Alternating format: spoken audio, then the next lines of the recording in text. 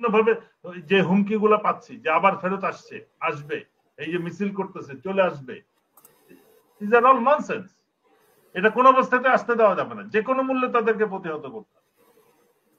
এই মিছিল করে 2-3টা ঝটিকা মিছিল করে আবার তারা দেশের নিয়ন্ত্রণ নিবে, এটা তো হইতে পারে না। মুক্তিযোদ্ধারা স্বাধীন করলে তো ওরা আমাদের কথা শুনবে না, ওই জন্য তারা এসে ক্রেডিটটা নিয়ে গেছে। আর এর বিনিময়ে আমরা কিন্তু গত 53 বছর ধরে দিচ্ছি। আর এই আগামী ডিসেম্বরে তো 54 বছর কমপ্লিট হয়ে যাবে। এই 54 বছর কিন্তু সেই ঋণটা পরিশোধ দিচ্ছি আমরা। এবং কত টাকা নিয়ে গেছে, কত মালামাল নিয়ে গেছে, আমাদের বাসার টয়লেট মানে বেসিন কমোড পর্যন্ত উঠে নিয়ে গেছে। সরকারকে সকল সংস্কারে, এই প্রয়োজনীয় সংস্কার বলছি, তদন্ত, বিচার এবং সংস্কার, এই বিচারটা যদি না হয় আবার পরবর্তীতে রাজনৈতিক দলের জন্য এটা একটা সাহসের বিষয় থাকবে। আগের বিচার হয় না, এখনো হবে না, আমি যা খুশি তাই করতে পারি। সুতরাং যেভাবেই হোক, যে কটা আছে দেশে এইগুলোরে দিয়ে বাকিগুলোরে যেভাবে হোক ফেরত নিয়ে এসে, যেখানে এখানে পাকিস্তানের সাথে অ্যাপোলজির প্রশ্নটা, এটা তো আমার মনে হয় পাকিস্তানের সাথে যখন সম্পর্ক পুনঃপ্রতিষ্ঠা হয় বা জুলফিকার আলী ভুট্টো বাংলাদেশে আসেন বা আমাদের তৎকালীন প্রেসিডেন্ট শেখ মুজিবুর রহমান যখন পাকিস্তানে যান, আমার মনে হয় সেই পর্যায়ে এটা শেষ হয়ে গেছে। এবং আমি এটা একটা পারিবারিক সম্পর্ক, বিয়ের কথা বলি, আপনার ছেলে পেলে সব হয়ে গেছে, হঠাৎ আপনি বললেন কবুল হয় নাই, কবুল পড়াতে হয় নাই, এটা তো হইতে পারে না। আপনি 50-53 বছর পরে এসে বলতেছেন মাপ চাইতে হবে। That should B A limit to your asking. এবং যারা চাচ্ছে তারা সত্যিকার অর্থে, আমার প্রশ্ন হচ্ছে যে বর্তমান চেঞ্জ সিকিউরিটি সিচুয়েশনের প্রেক্ষিতে অবশ্যই we have to have friends and more than friends. শুধু স্বাভাবিক ডিপ্লোম্যাটিক রিলেশন থাকলে হবে না। হু আর দোজ ফ্রেন্ডস যারা আমাকে বিয়ন্ড মাই normal capacity diplomatic relation support দিবে? এবং ওইটার মধ্যে অবশ্যই এক নাম্বার আসে, যেটা নর্মাল কথিত আছে, এনিমি ইজ মাই ফ্রেন্ড। আমি কার সাথে এখন এই মুহূর্তে আমার সিকিউরিটি থ্রেট পারসেপশনে আমি কার সাথে বন্ধুত্ব করব, সেখানে না এক নাম্বার আসে চীন এবং পাকিস্তান। এদের সাথে যাতে বন্ধুত্ব বা রিলেশনটা ডেভেলপ না করে, আমরা সেরকম একটা পদক্ষেপ দেখলাম। এই যে দাবিগুলো করা হচ্ছে, এই বিহারি যাদেরকে বলা হচ্ছে পাকিস্তানি, এরা কি পাকিস্তান থেকে এসেছিল? যে এরা ইন্ডিয়া থেকে 47 সালে পাকিস্তান গিয়েছিল এবং ওখান থেকে প্লেনে করে তাদেরকে বাংলাদেশে এনে সেটেল করা হয়েছে। এটা পার্টিশনের প্রসিজিওরের মধ্যে তারা ওই পার্টে যারা ছিল, পাঞ্জাবে যারা মুসলমানরা ছিল তারা চলে গেছে পশ্চিম পাকিস্তানে, আর যারা পূর্ব পাকিস্তানের বর্ডারে যারা ছিল, পশ্চিমবঙ্গ এবং অন্যান্য যারা নির্যাতিত, তারা বাংলাদেশের মধ্যে ঢুকে আছে। এখন আমি 50 বছর আগে যারা নিজেদেরকে পাকিস্তানি বলে পাকিস্তানে ফেরত যেতে চেয়েছিল, তারা কি এখন জীবিত আছে? আর এই 50 বছরে যারা জন্মগ্রহণ করছে, এদেরকে আমি কিভাবে পাকিস্তানে পাঠাবো? এটা তো জন্মগত ভাবে বাংলাদেশি। আমাদের সবকিছুর মধ্যে একটা শুধু ইমোশনালি কথা বললে তো হবে না। আর আমাকে আমার এই 53 বছরে বাংলাদেশের একটা ম্যাচুরিটি তো অর্জন করতে হবে। এটা আমি বুঝলাম না যে পররাষ্ট্র মন্ত্রণালয় কিভাবে এই ধরনের প্রশ্ন রেজ করলো। তারা কি সত্যিকার অর্থে চায় না যে পাকিস্তানের সাথে আমাদের সম্পর্ক পুনর্গঠিত হোক, নাকি ওই শেখ হাসিনার ওই ট্রেনটা তারা চালিয়ে যেতে মানে দৃঢ় প্রতিজ্ঞ? এবং এইভাবে আমরা বিভিন্ন ভাবে যে হুমকি গুলা পাচ্ছি যে আবার ফেরত আসছে, আসবে, এই যে মিছিল করতেছে, চলে আসবে, দিস আর অল ননসেন্স। এটা কোন অবস্থাতে আসতে দেওয়া যাবে না, যে কোনো মূল্যে তাদেরকে প্রতিহত করতে হবে। এই মিছিল করে 2-3টা ঝটিকা মিছিল করে আবার তারা দেশের নিয়ন্ত্রণ নিবে, এটা তো হইতে পারে না। এই যে আমরা যে প্রশ্নটা আসলো, যার national hero flight lieutenant Motiur Rahman এবং পাকিস্তানি যে ইয়েটা ছিল, একই প্লেন, সে উড়ে ইন্ডিয়াতে যেতে চাচ্ছিল এবং পাকিস্তানি পাইলট তাকে আসতে দেয় নাই, প্লেনটা ক্র্যাশ করেছে। From both nations point of view they are heroes, so they have been declared national hero. এর থেকে বড় যে ইস্যুটা আছে, আমি বারবার বলতেছি, 16 ডিসেম্বর, এটা কি বাংলাদেশের স্বাধীনতা যুদ্ধের বিজয় দিবস না ইন্দো পাক ওয়ারের বিজয় দিবস? আমাদের অফিসাররা এবং ব্যুরোক্রেটসরা কলকাতায় যে সেলিব্রেট করতেছে ইন্দো পাক ওয়ার।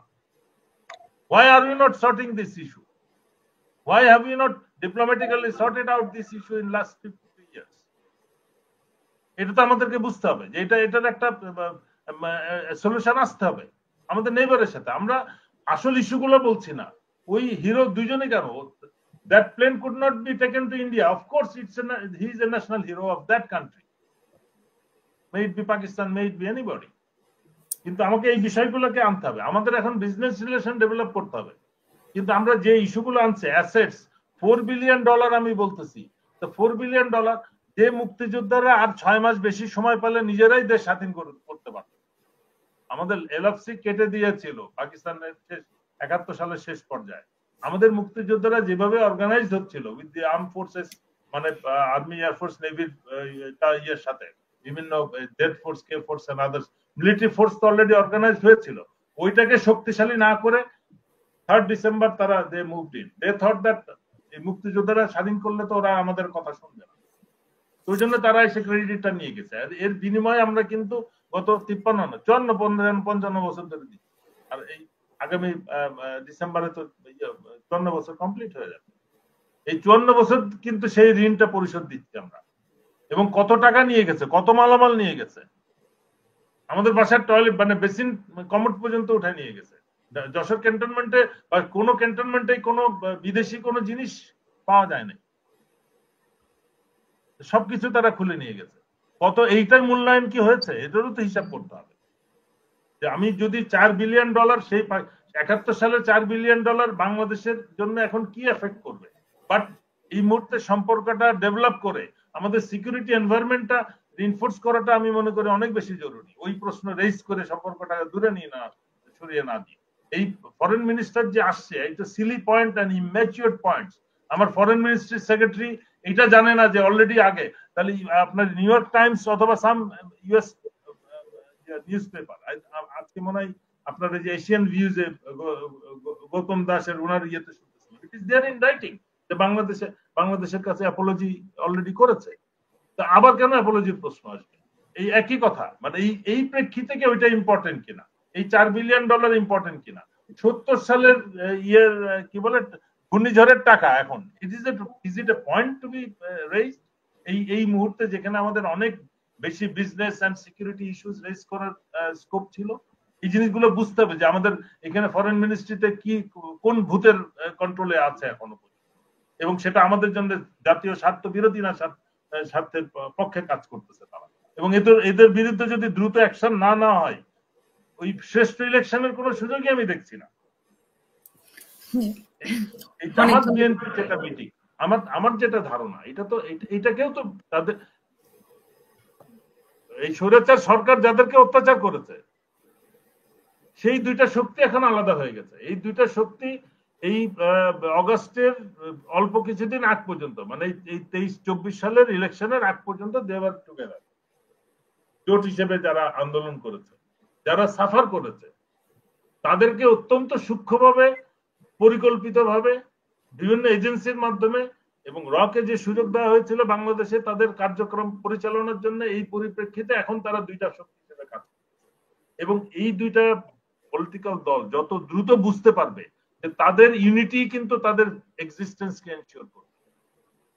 এখন যে পরিস্থিতিতে যে মিটিংটা হয়েছে লন্ডনে, এবং এটা সম্ভব হয়েছে আমি মনে করি একমাত্র বেগম জিয়া ওখানে ছিলেন বলে। বাংলাদেশে এই ধরনের মিটিং হওয়ার আমি কোনো স্কোপ দেখছি না। এই ধরনের মিটিং বাংলাদেশে কোনোদিন হবে না। বাংলাদেশে যারা আছে তারা কোনোদিন এই ধরনের মিটিং, বিএনপি, জামাত এবং এই জোটের 22 দল, 4 দল যেটাই বলি, এই ধরনের 12 দল, সবকিছু তো তাদের বসা উচিত ছিল। তাদের ঐক্যবদ্ধভাবে তারা সরকারকে সহায়তা করে আমরা ইলেকশনটা ডিসেম্বর কেন, আমরা নভেম্বর, অক্টোবরেও তো নিয়ে আসতে পারি। কিন্তু আমরা সরকারকে বলতেছি যে দেখি কি পারো কিনা, দেখি পারো কিনা, কি করো, শেষ করো, যা করবো করো, তাড়াতাড়ি ইলেকশন দাও। এটা তো হইতে পারে না। আমরা তো সবাই মিলে, যদি জনগণ যদি এই স্বৈরাচারকে দূর করে দিয়ে থাকে, পালাতে বাধ্য করে থাকে, তাহলে এই জনগণের প্রতিনিধি তো রাজনৈতিক দলগুলোকে তো এই অন্তর্বর্তীকালীন সরকারকে সহায়তা করবে, তাদের সংস্কার, প্রয়োজনীয় সংস্কার, যেটা রাজনৈতিক দলের পক্ষে করা সম্ভব না। আমি তাদেরকে দিয়ে, তাদের হাত দিয়ে আমি কাজটা করাই নিব যে ভাই এই সংস্কার করো। তারা নিজেরা নিজেদের সংস্কার করবে। রাজনৈতিক দলের নিজেদের মধ্যে তো ডেমোক্রেসি নাই, তারা দেশে কি গণতন্ত্র নিয়ে, এই জিনিসগুলো তো বুঝতে হবে যে আমরা কি চাচ্ছি। আমরা বলতেছি গণতন্ত্র চাই, গণতন্ত্র চাই, ইলেকশন চাই। আমি ইলেকশনটা রাজনৈতিক দল একেবারে গ্রাসরুট লেভেল পর্যন্ত ইলেকশন করারটা নিজেদের মধ্যে, তারা নিজেরা ইলেকশন করতে পারে না, আবার সরকারের ইলেকশন জানে যে ওখানে ভোট কেন্দ্র দখল করে 300 সিটের যে কটা ভোট কেন্দ্র আছে এগুলো দখল করা খুব ইজি। কিন্তু প্রত্যেকটা দলের নিজস্ব ইলেকশন করা তাদের কিন্তু সবকিছু জামা কাপড় সব খুলে যাবে। তারা দল হিসেবে কতটা শক্তিশালী। এই জন্য তারা ওই দিকটা না যেয়ে তারা ইলেকশনের দিকে যেতে। আমি মনে করি এটা অত্যন্ত পজিটিভ পদক্ষেপ। এই দুই সব দল, শুধু জামাত বিএনপি না, যে বিরোধী দল যারা সাফার করেছে সবাইকে এক হওয়া উচিত। ছাত্রদের যে দলগুলো আছে এদেরকে সম্মিলিত ভাবে এই অন্তর্বর্তীকালীন সরকারকে সকল সংস্কারে, যেই প্রয়োজনীয় সংস্কার বলছি, তদন্ত, বিচার এবং সংস্কার, এই বিচারটা যদি না হয় আবার পরবর্তীতে রাজনৈতিক দলের জন্য এটা একটা সাহসের বিষয় থাকবে। আগের বিচার হয় না, এখনো হবে না, আমি যা খুশি তাই করতে পারি। সুতরাং যেভাবেই হোক, যে কয়টা আছে দেশে এগুলোরে দিয়ে বাকিগুলোরে যেভাবে হোক ফেরত নিয়ে এসে, বা ফেল করলে তাদেরকে ইন্টারন্যাশনাল আইসিসিতে নিয়ে তাদেরকে বিচার করে একটা ডিসপোজাল দিতে হবে। এটা ছাড়া কিন্তু আমাদের কিন্তু উদ্ধারের কোনো পথ নাই, এটা আমি বলতে চাই। ধন্যবাদ।